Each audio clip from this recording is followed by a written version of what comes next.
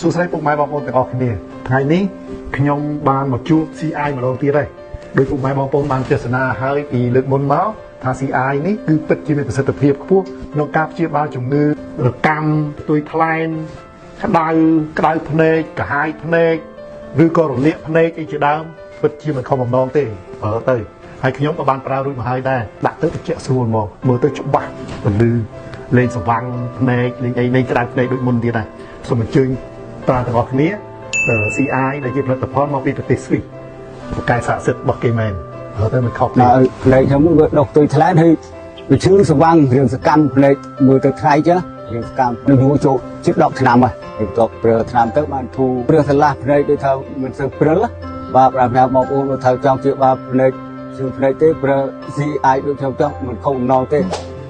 ខ្ញុំមកការៈខ្ញុំជឿភ្នែកឡើងបាយខ្ញុំស្វាំងខ្ញុំមើលអីអត់សូវឃើញទេតាំងខ្ញុំបតក់ឆ្នាំ CI ហ្នឹងមកខ្ញុំបានភ្លឺភ្នែកមើលទៅច្បាស់ជាម៉ូតូបានកាលមុនជិះអត់បានទេឥឡូវភ្នែកខ្ញុំភ្លឺចែកហើយឡើងបាយក៏ខ្ញុំបានដែរទុយថ្លៃបានបាត់អស់លីងតែដាក់ឆ្នាំហ្នឹងបាត់ចឹងត្រជាក់សម្បត្តិឈ្មោះអឿនអយមានអាការៈស្វាំងភ្នែកនិងរមាស់ហើយស្វាំងហើយនៅមិនសុខហើយស្វាំងមកពេលដែលមើលអក្សរបានតែមកទួពីទួជាប់គ្នាអស់មកពេលមើលអក្សរមើលមិនឃើញទេព្រិលពេលក្រោយប្រើឆ្នាំនេះទៅខ្ញុំអាចមើលបាន